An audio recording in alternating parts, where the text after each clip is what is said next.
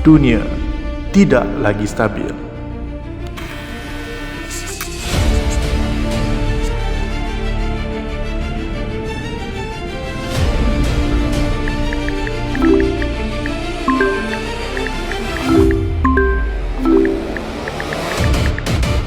Jadi saya ingin sekali lagi menyeru rakyat memilih, menyaring berita, mencari fakta yang betul, cuba sama-sama memantau keadaan, semak dengan rapi dan mengambil langkah untuk menyelamatkan keluarga kita, masyarakat kita dan negara kita.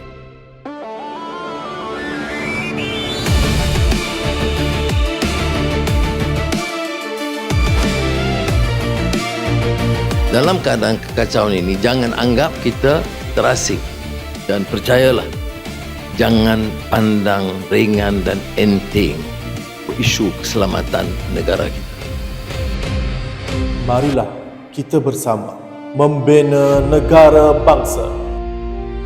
Aku kasih Malaysia. Aku kasih Malaysia. Aku kasih Malaysia.